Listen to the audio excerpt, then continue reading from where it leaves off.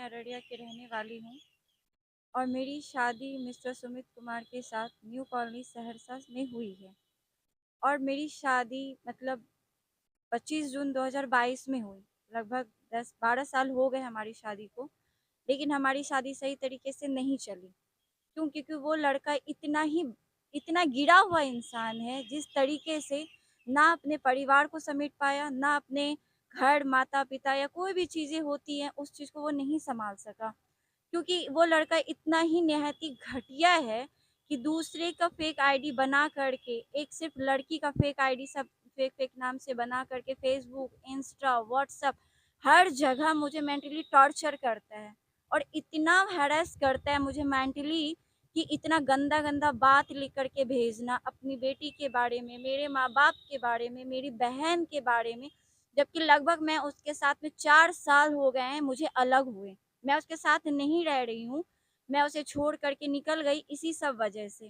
कई बार वो अरेस्ट भी हुआ है, उनके माँ-बाप के सॉरी उनकी मम्मी तो है नहीं, उनके पापा के वजह से वो मारपीट हुआ, हर चीज़ हुआ है, केस-वेस हुआ है, जिसके वजह से मैं साथ नहीं रहती हूँ अब। लेकिन वो मुझे बहुत टॉर्चर करता है और इस हिसाब से बहुत मेरे साथ भी बहुत ज़्यादती करता था, मारपीट करता था, जिस हिसाब से मुझे मेरे सर पे भी चोट-वोट बहुत ज़्यादा मुझे शारीरिक भी कष्ट होता था, जिसकी वजह से मैं वहाँ से निकल गई। निकली तो आज 4 साल लगभग हो गए हैं मुझे, जो मैं उसके साथ में नहीं रहती हूँ। और अड़िया थाना में भी मैं केस करी थी 2020 में। 498 का केस उस पे चल रहा था और अभी भी चल रहा है।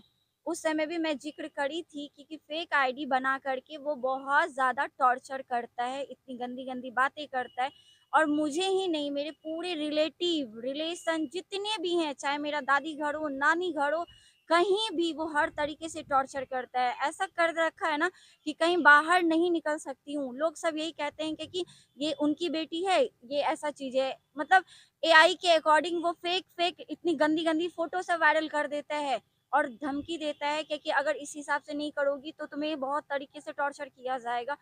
और मुझे फ़ोन भी करता है कि मुझे शादी करना है, ये करना है, घर में तरह-तरह की लड़कियाँ आती है। मैं तो नहीं रहती हूँ लेकिन वो अपना प्रूफ़ खुद ही भेजता है मुझे।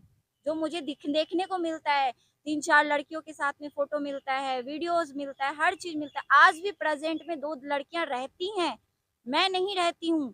मैं फिर भी लेकिन हर चीज़ कहीं न कहीं से पता चलता है और आज मेरी 11 साल की बेटी है, उस पे क्या असर पड़ रहा है? मैं तो बस यही जानना चाहती हूँ, एक बाप होकर के बाप का फ़र्ज़ नहीं निभा रहा।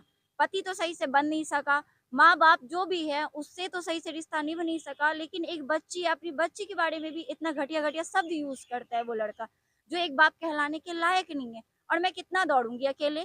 कहाँ जाऊँगी मैं? मैं अपनी बच्ची का परवरिश करूँ कि इस लड़के के पीछे मैं इतना सब कुछ करूँ? ना प्रशासन कोई तरह का हेल्प करता है, ना कुछ करता है और थाने में भी जाऊँ तो बस उनको हर तरीके से सपोर्ट मिलता है। आज भी 2 लड़कियाँ रहती हैं, नहीं जानती लेकिन कोई थाना के ही रिलेटिव से वो अपने पावर का यूज़ कर रही हैं और उनको हर तरीके से समर्थन कर रही हैं। तो ये तो नाजायज़ चीज़ है। लेकिन और मैं एसपी ऑफ़िस आई हूँ, 2 दिन से मैं यहाँ पर क्योंकि अभी छुट्टियाँ चल रही हैं स्कूल में, तो मैं उसके रिगार्डिंग आई क्योंकि अभी हाल का डेट है, 2 दिन पहले का मुझे व्हाट्सएप पे मैसेज करके और इंस्टा पे नेहा एंटीन करके आईडी, गंदी-गंदी तस्वीरें और दूसरी बात मोनी राजा नाम करके आईडी, फ़ेसबुक पे, इंस्टा पे, हर जगह सोशल साइट पे इतने मेंटली डिस्टर्ब कर रहे हैं कि इंसान सच में मेंटल हो जाएगा। उसे कोई फ़र्क नहीं पड़ता लेकिन मुझे अपनी बच्ची की परवरिश भी करनी है। पर वो क्या चाहता है एसपी ऑफ़िस में भी मैं मिलने आई थी सर से, 2 दिन से मैं मिलना नहीं हो पा रहा है। लास्ट में मैं आपकी सहायता ले रही हूँ कि मुझे प्रशासन का हेल्प मिले। या तो उस लड़के का कुछ व्यवस्था करे, सही तरीके से उसको सही जगह पे लाए या जो मैं सुकून से अपनी ज़िंदगी आगे का गुज़ारूँ। क्योंकि मैं उस इंसान के साथ नहीं रहना चाहती हूँ। आज भी फुल एविडेंस है, जो हालाँकि मैं पिछली बातों को नहीं दोहरा रही हूँ, लेकिन अभी जो 1 सप्ताह भी नहीं हुआ है और वो सोशल साइट पे मुझे इतना हैरेस कर रहा है। ये बहुत तरीके से बहुत गंदी-गंदी जो लफ्ज़ में इतने अब्यूज़ वर्ड जो मैं कह भी नहीं सकती हूँ कि कितने अब्यूज़ वर्ड हैं। ना वो एक औरत की इज़्ज़त कर पा रहा है और इतना गंदा खुल-खुल कर के वो मैसेज जो कोई अगर पढ़े भी ना तो शर्म लगेगा कि क्या लेकिन वो लड़का लिख-लिख करके वो टाइपिंग करके भेजता है व्हाट्सएप पे और बहुतों को भेजता है और मेरे घर में मैं मुझे भाई नहीं है, 5 बहन हैं। लेकिन मेरे माँ-बाप जो भी गुज़ारा करते हैं, उसके अकॉर्डिंग वो बहुत लड़कों लोग से फ़ोन करवाता है, गंदी-गंदी गालियाँ दिलवाता है। बहुत सारे गंदे-गंदे वर्ड यूज़ करता है, मेरे बारे में बोलता है, वो अपनी बेटी के बारे में बोलता है। ये कहाँ का इंसाफ़ है? ये मुझे बताया जाए कि ये कहाँ का है? वो अभी खुलेआम आप ये सब कहाँ रह चीज़ रही कर हैं? रहा है।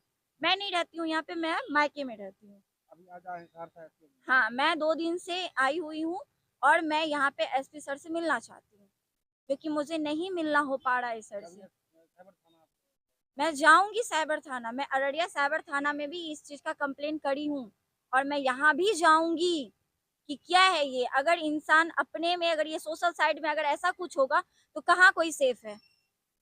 मुझे ये जानना है। क्या नाम? मेरा नाम शिल्पी है और मेरे हस्बैंड का नाम सिमित कुमार है।